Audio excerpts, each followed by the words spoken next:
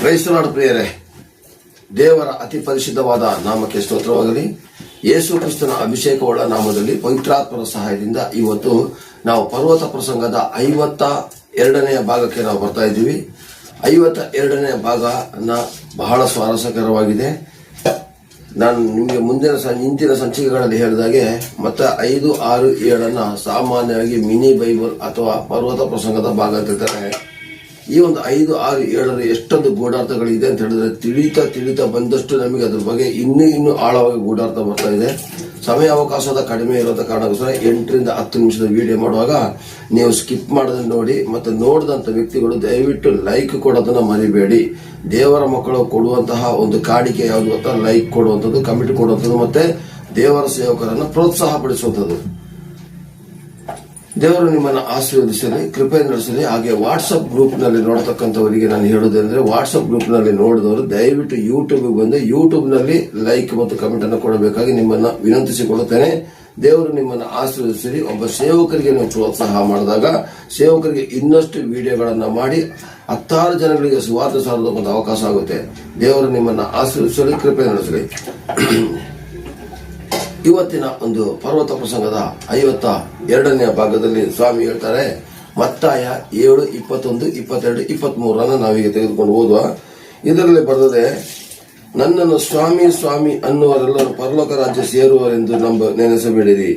ಪರಲೋಕದಲ್ಲಿರುವ ನನ್ನ ತಂದೆಯ ಚಿತ್ತದಂತೆ ನಡೆಯುವವನೇ ಪರಲೋಕ ರಾಜ್ಯ ಸೇರುವನು. ಸ್ವಾಮಿ ಸ್ವಾಮಿ, ನಿನ್ನ ಹೆಸರಿನ ಮೇಲೆ ನಾವು ಬೋಧನೆ ಹೇಳಲಿಲ್ಲವೇ? ನಿನ್ನ ಹೆಸರಿನ ಮೇಲೆ ದೆವ್ವಗಳನ್ನು ಬಿಡಿಸಲಿಲ್ಲವೇ? ನಿನ್ನ ಹೆಸರಿನ ಮೇಲೆ ಅನೇಕ ಮಹತ್ಕಾರ್ಯಗಳನ್ನು ಮಾಡಲಿಲ್ಲವೇ ಎಂದು ಎಷ್ಟೋ ಜನರು ನನಗೆ ಹೇಳುವರು. ಆಗ ನಾನು ಅವರಿಗೆ, ನಾನೆಂದು ನಿಮ್ಮ ಗುರುತು ಕಾಣೆನು. ಧರ್ಮವನ್ನ ಮೀರಿ ನಡೆಯುವರೆ ನನ್ನಿಂದ ತೊಲಗಿ ಹೋಗಿರಿ ಎಂದು ಎಲ್ಲರ ಮುಂದೆ ಹೇಳಿಬಿಡುವನು. ಹಾಗಾದರೆ ಪ್ರಿಯರೇ, ಇಲ್ಲಿ ನಾವು ಗಮನಿಸಬೇಕಾದಂತಹ ಅಂಶ, ನಾವು ಸಭೆಯಲ್ಲಿ ಸಭಾ ಪಾಲಕರುಗಳು ವಚನವನ್ನ ಕೊಟ್ಬಿಟ್ರೆ ಸಾಲದಿಲ್ಲ, ಸುವಾರ್ತಿಕರು ಸುವಾರ್ತೆಯನ್ನು ಸಾರಿದ್ರೆ ಸಾಲದಿಲ್ಲ. ನಾವು 10 ಕಡೆಗಳಿಂದ ಆತ್ಮಗಳ ಕರ್ಕೊಂಡ್ಬಂದಿರ್ಬೋದು, ಸಾವಿರಾರು ಆತ್ಮಗಳನ್ನು ಸೇರಿಸಿರ್ಬೋದು, ಒಂದು 100 ಸಭೆಗಳನ್ನೇ ನಾವು ಮಾಡಿರ್ಬೋದು, ಅದು ದೇವರಿಗೆ ಲೆಕ್ಕ ಬರೋದಿಲ್ಲ. ಇಲ್ಲಿ ಸ್ವಾಮಿ ಹೇಳ್ತಾರೆ, ನನ್ನನ್ನು ಸ್ವಾಮಿ ಸ್ವಾಮಿ ಅನ್ನೋರೆಲ್ಲರೂ ಪರಲೋಕ ರಾಜ್ಯ ಸೇರ್ತಾರೆ, ನೆನೆಸ್ಕೋಬೇಡ್ರಿ. ನನ್ನನ್ನ ಸ್ವಾಮಿ ಸ್ವಾಮಿ ಹೇಳೋರು. ಹಾಗಾದ್ರೆ ಇವತ್ತು ಸ್ವಾಮಿ ಸ್ವಾಮಿ ತುಂಬಾ ಜನ ಇದ್ದಾರೆ. ಇವತ್ತು ವಿಶ್ವಾಸಿಗಳು ತುಂಬಾ ಜನ ಬರ್ತಾರೆ. ಆ ಕಡೆ ಲೋಕ ಅನ್ನಬೇಕು, ಈ ಕಡೆ ಪರಲೋಕ ಅನ್ನಬೇಕು ಅಂತೇಳಿ ಆರಾಧನೆ ಮಾಡೋರು ಬರ್ತಾರೆ. ಅವರಿಗೆ ಪರಲೋಕ ರಾಜ್ಯ ಗ್ಯಾರಂಟಿ ಇಲ್ಲ. ಸ್ವಾಮಿ ಇಲ್ಲಿ ವಾಕ್ಯದಲ್ಲಿ ಹೇಳ್ತಾರೆ, ನಾನು ತೀರ್ಪು ಮಾಡಿ ಹೇಳ್ತಾ ಇಲ್ಲ, ದೇವರ ವಾಕ್ಯ ಹೇಳ್ತಾ ಇದೆ ಪ್ರಿಯರೇ. ಇಲ್ಲಿ ನಾನು ತೀರ್ಪು ಮಾಡಿ ಹೇಳ್ತಾ ಇಲ್ಲ, ದೇವರ ವಾಕ್ಯ ಹೇಳ್ತದೆ, ನನ್ನನ್ನು ಸ್ವಾಮಿ ಸ್ವಾಮಿ ಅನ್ನೋರೆಲ್ಲರೂ ಪರಲೋಕ ರಾಜ್ಯದಲ್ಲಿ ಸೇರುವರೆಂದು ನೆನೆಸಬೇಡಿರಿ. ಅಲ್ಲಿ ಕೆಳಗಡೆ ವಾಕ್ಯದಲ್ಲಿ ಬರ್ತದೆ, ಪರಲೋಕದಲ್ಲಿರೋ ನನ್ನ ತಂದೆ ಚಿತ್ತದಂತೆ ನಡೆಯುವನೇ ಪರಲೋಕ ರಾಜ್ಯಕ್ಕೆ ಸೇರೋನು. ಹಾಗೆ ತಂದೆ ಚಿತ್ತ ಎಲ್ಲಿದೆ ಪ್ರಿಯರೇ? ಬೈಬಲ್ ಪುಸ್ತಕದಲ್ಲಿ ಇದೆ ಪ್ರಿಯರೇ. ಈ ಬೈಬಲ್ ಪುಸ್ತಕವನ್ನು ನಾವು ನೋಡಿದಾಗ ತಂದೆ ಚಿತ್ತ ಸಂಪೂರ್ಣ ಗೊತ್ತಾಗ್ತದೆ. ಏನು ಮಾಡಬೇಕು, ಏನು ಮಾಡಬಾರ್ದು ಅಂತ ಹೇಳೋದ್ರ ಬಗ್ಗೆ ತಂದೆ ಚಿತ್ತವನ್ನ ತೋರಿಸ್ಕೊಟ್ಟಿರ್ಬೇಕಾದ್ರೆ ಇವತ್ತು ಚರ್ಚಿಗೆ ಬಂದಿರತಕ್ಕಂಥ ಪ್ರತಿಯೊಬ್ಬ ವಿಶ್ವಾಸಿಗಳು ಸ್ವರ್ಗಕ್ಕೆ ಹೋಗ್ತಾರೆ ಅಂತ ಗ್ಯಾರಂಟಿ ಹೇಳಕ್ಕಾಗೋದಿಲ್ಲ. ಇವತ್ತು ತಪ್ಪಾದ ಬೋಧನೆ ಸ್ಟಾರ್ಟ್ ಆಗಿದೆ. ನೀವು ಏನೇ ತಪ್ಪು ಮಾಡ್ಬಿಟ್ರು, ಏನೇ ಪಾಪ ಮಾಡ್ಬಿಟ್ರು, ಪಾಪ ಅರ್ಕೆ ಮಾಡ್ಬಿಡಿ, ಪರಿಹಾರ ಆಗುತ್ತೆ. ನಾನು ಹೇಳ್ತಾ ಇರೋದು ಏನು ಗೊತ್ತಾ ಪ್ರಿಯರೇ? ಗೊತ್ತಿದ್ದು ಮಾಡಿದಂಥ ಪಾಪಕ್ಕೆ 1 ಸಲ ಕ್ಷಮಿಸುವುದು, 2 ಸಲ ಕ್ಷಮಿಸುವುದು. ಆದ್ರೆ ಪದೇ ಪದೇ ಆ ಪಾಪದಲ್ಲಿ ಬೀಳ್ತಿದ್ರೆ ದೇವರು ಕ್ಷಮಾಪಣೆ ಕೊಡೋದಿಲ್ಲ. ಇದು 100%. ಬಲಹೀನತೆ ನನಗೂ ಇದೆ, ಬಲಹೀನತೆ ನಿಮಗೂ ಇದೆ, ಬಲಹೀನತೆ ಎಲ್ಲರಲ್ಲೂ ಇದೆ. ಆದ್ರೆ ಬಲಹೀನತೆನೇ ಬಲಹೀನತೆ ಆಗಬಾರ್ದು. ಯಾಕೆಂದ್ರೆ ಇವತ್ತು ಏನಾಗ್ತದೆ ಗೊತ್ತಾ? ಆ ತುಪ್ಪ ಮಾಡದಂತ ಪಾಪದಲ್ಲಿ ಬೀಳ್ತಾ ಇದ್ರೆ ಅದು ದೇವರ ರಾಜ್ಯಕ್ಕೆ ಸೇರಿಸುವುದಿಲ್ಲ. 1. 2ನೇದಾಗಿ ಲೋಕ ಅನ್ನಬೇಕು, ಪರಲೋಕ ಅನ್ನಬೇಕು. ನಾನು ಅಲ್ಲೂ ಮಾಡ್ಕೊಳ್ತೀನಿ, ಇಲ್ಲೂ ಮಾಡ್ಕೊಳ್ತೀನಿ ಬರೋದು ತುಂಬಾ ಜನ ಇದ್ದಾರೆ. ದೇವರು ಅವರಿಗೆ ಅದ್ಭುತವನ್ನ ಮಾಡಿ ತೋರಿಸ್ತಾರೆ, ಬರ್ಲಿ ಅಂತ ಹೇಳಿ, ಸಂಪೂರ್ಣವಾಗಿ ಬರ್ಲಿ ಅಂತ ಅದ್ಭುತ ಮಾಡಿ ತೋರಿಸ್ತಾರೆ. ಬಟ್ ಅದ್ರಲ್ಲೂ ಕೂಡ ಬರ್ಲಿಲ್ಲ ಅಂದರೆ ಅದಕ್ಕೆ ದೇವರು ಜವಾಬ್ದಾರ ಅಲ್ಲ ಪ್ರಿಯರೇ. 3ನೇದಾಗಿ ಪ್ರಿಯರೇ, ನಾನತ್ವ ನನ್ನತನವನ್ನ ಬಿಟ್ಟು ನಾನು ಬರದೇ ಇದ್ರೆ ನಮಗೆ ಪರಲೋಕ ರಾಜ್ಯ ಇಲ್ಲ ಪ್ರಿಯರೇ. ಇವತ್ತು ಏನಾಗ್ತಿದೆ ಅಂತಾರೆ, ಸಭೆಗಳಲ್ಲಿ ನಾನು ಸಭಾಪಾಲಕ, ಇಂಗ್ಲಿಷ್ ಕಲ್ತಿದ್ದೀನಿ, ನನಗೆ 100 ಬೈಬಲ್ ಇದೆ, 100 ಸಭೆಗಳಿದೆ, ನಾನು ಅಷ್ಟು ಬ್ರಾಂಚ್ ಎಬ್ಬಿಸಿದ್ದೀನಿ, ಇಷ್ಟು ಸೇವಕರಿದ್ದಾರೆ ಅಂತ ಹೇಳೋದು ಮುಖ್ಯ ಅಲ್ಲ. ಆ ಬ್ರಾಂಚ್ಗಳನ್ನ ಕಟ್ಟಿರ್ತಕ್ಕಂಥ ಸಭಾಪಾಲಕ ಶುದ್ಧವಾಗಿದ್ದಾರ, ಅವರ ಕುಟುಂಬ ಶುದ್ಧವಾಗಿದೆಯೇ, ಇದನ್ನ ನಾವು ಗಮನಿಸಿಕೊಳ್ಳಬೇಕಾಗಿದೆ ಪ್ರಿಯರೇ. ಹಾಗೇನೆ ಸುವಾರ್ತಿಕರು ಅಷ್ಟೇನೆ. 10 ಜನಕ್ಕೆ ನಾವು ಬೋಧನೆ ಮಾಡುವಂತ ನಾವು ನಮ್ಮ ಕುಟುಂಬದಲ್ಲಿ ಆಶೀರ್ವದಿಸಲ್ಪಡ್ತಾ ಇದ್ದೀವಿ. ಇದನ್ನ ನಾವು ತಿಳ್ಕೋಬೇಕಾಗಿದೆ ಪ್ರಿಯರೇ. Praise Lord. ದೇವರ ನಮ್ಮ ಸೂತ್ರದಲ್ಲಿ ಬಾಕಿ ಇರೋದನ್ನ ನಾವು ವಿವರಿಸೋದು ಬೇಕಾಗಿಲ್ಲ. ನಮ್ಮಲ್ಲಿ ಇರತಕ್ಕಂಥ ಬಲಹೀನತೆಗಳು ಬೈಬಲ್ ಅಲ್ಲಿ ಇರತಕ್ಕಂಥ ವ್ಯಕ್ತಿಗಳಿಗೆ, ಓದಿರ್ತಕ್ಕಂಥ ವ್ಯಕ್ತಿಗಳಿಗೆ ಗೊತ್ತಿದೆ. ಇದು ಯಾರಿಗೆ ಗೊತ್ತಾ ಪ್ರಿಯರೇ ಬರ್ದಿರೋದು? ಲೋಕದವರಿಗಲ್ಲ, ಇದು ದೇವರ ಮಕ್ಕಳಾದಂತ ನನಗೆ ನಿನಗೆ ಬರ್ದಿರುವಂಥದ್ದು ಪ್ರಿಯರೇ.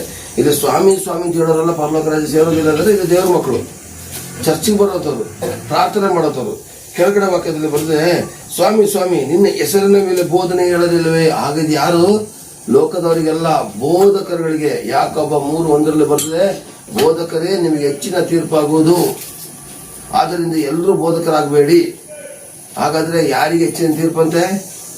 ಸುವಾರ್ಥಿಕನಿಗಿಂತಾನು ವಿಶ್ವಾಸಿಗಿಂತಾನು ಹೆಚ್ಚಿನ ತೀರ್ಪು ಆಗುವಂಥದ್ದು ಬೋಧಕರಿಗೆ. ಇದನ್ನು ನಾವು ಅರ್ಥ ಮಾಡ್ಕೋಬೇಕಾಗಿದೆ ಪ್ರಿಯರೇ. ನೆಕ್ಸ್ಟ್ ಅಲ್ಲಿ ಬರ್ತಿದೆ, ನಿನ್ನ ಹೆಸರಿನ ಮೇಲೆ ಬೋಧನೆ ಹೇಳಲಿಲ್ಲವೇ? ನಿನ್ನ ಹೆಸರಿನ ಮೇಲೆ ದೆವ್ವಗಳನ್ನು ಬಿಡಿಸಲಿಲ್ಲವೇ? ಅನೇಕ ಮಹತ್ ಕಾರ್ಯಗಳನ್ನು ನಿನ್ನ ಹೆಸರಿನ ಮೇಲೆ ಮಾಡಲಿಲ್ಲ ಸ್ವಾಮಿ ಅಂತ ಎಷ್ಟೋ ಜನಗಳು ಕೇಳ್ತಾರಂತೆ. ಆಗ ಸ್ವಾಮಿ ಹೇಳ್ತಾರಂತೆ, ನಾನೆಂದು ನಿನ್ನ ಗುರುತು ಕಾಣೆನು, ಧರ್ಮವನ್ನು ಮೀರಿ ನಡೆಯುವರೆ ನನ್ನಿಂದ ತೊಲಗಿ ಹೋಗಿರಿ ಎಂದು ಎಲ್ಲರ ಮುಂದೆ ಹೇಳುವರು. ಹಾಗಾದ್ರೆ ನಾವು ಹೇಳ್ತೀವಂತೆ, ಸತ್ತ ಮೇಲೆ ಇಬ್ರಿಯ 9:27 ಬಂದಿದೆ, ಒಂದೇ ಸಲ ಸಾಯುವುದು, ಆಮೇಲೆ ನ್ಯಾಯ ತೀರ್ಪು ಅಂತೇಳಿ. ನ್ಯಾಯ ತೀರ್ಪು ದೇವರ ಮಕ್ಕಳಿಗಿದೆ, ಲೋಕದವರಿಗಿದೆ. ಆ ದೇವರ ಮುಂದೆ, ಸರ್ವಶಕ್ತನ ದೇವರ ಮುಂದೆ ನಿಲ್ಲುವಾಗ ದೇವರು ಹೇಳ್ತಾರಂತೆ, ನೀನು ಪರಲೋಕ ರಾಜ್ಯಕ್ಕೆ ಸೇರೋದಿಲ್ಲ, ಹೋಗೋದು ಕಳಿಸ್ಬಿಡ್ತಾರಂತೆ. ಅಲ್ಲಿ ಮೇಲ್ಗಡೆ ವಾಕ್ಯದಲ್ಲಿ ಬರ್ತಿದ್ದೇನು, ನನ್ನ ಸ್ವಾಮಿ ಸ್ವಾಮಿ ಅಂತ ಹೇಳೋರು ಯಾರು? ಪರಲೋಕ ರಾಜ್ಯ ಸೇರೋದಿಲ್ಲ, ತಂದೆ ಚಿತ್ತದಂತೆ ನಡೆಯೋರು ಪರಲೋಕ ರಾಜ್ಯ ಸೇರ್ತಾರೆ ಅಂತ ಹೇಳಿ ಅಲ್ವಾ? ಆಗ ತಂದೆ ಚಿತ್ತವನ್ನು ನಡೆಯದೇ ಇರತಕ್ಕಂತಹ ದೇವರ ಮಕ್ಕಳು ಬಂದು, ಸ್ವಾಮಿ ನಾನು ನಿನ್ನ ಹೆಸರಿನಲ್ಲಿ ದೆವ್ವಗಳನ್ನ ಬಿಡಿಸಲಿಲ್ವಾ, ರೋಗಿಗಳನ್ನ ಗುಣಪಡಿಸಲಿಲ್ವಾ, ಅನೇಕ ಮಾತು ಕಾರ್ಯಗಳನ್ನ ಮಾಡಲಿಲ್ವಾ, ಸೂಚಕ ಕಾರ್ಯಗಳನ್ನ ಮಾಡಲಿಲ್ವಾ, ಅಷ್ಟು ಸಭೆ ಕಟ್ಟಲಿಲ್ವಾ, ಇಷ್ಟು ಸಭೆ ಕಟ್ಟಲಿಲ್ವಾ, ಅಷ್ಟು ಅನಾಥಾಲಯ ಮಾಡಲಿಲ್ವಾ, ಇಷ್ಟು ಅನಾಥರಿಗೆ ನಾನು ಆಶ್ರಯ ಕೊಡ್ಲಿಲ್ವಾ ಅಂತೆಲ್ಲ ಕೇಳಿದಾಗ ಸ್ವಾಮಿ ಹೇಳ್ತಾರಂತೆ, ನನ್ನ ಗುರುತು ನನಗೆ ನಿನ್ನ ಗುರುತು ಗೊತ್ತಿಲ್ಲ, ಧರ್ಮವನ್ನು ಮೀರಿ ನಡೆದಿದ್ದ ತೊಲಗಿ ಹೋಗುತ್ತಿರ್ತಾರಂತೆ. ಅದಕ್ಕೆ ರೋಮಪುರ 2:13 ಬರ್ದಿದ್ದ ಪ್ರಿಯರೇ, ರೋಮಪುರ 2:13 ಬರ್ದಿದ್ದ ಪ್ರಿಯರೇ, ಬಹಳ ಚೆನ್ನಾಗಿ ಗಮನಿಸಿ.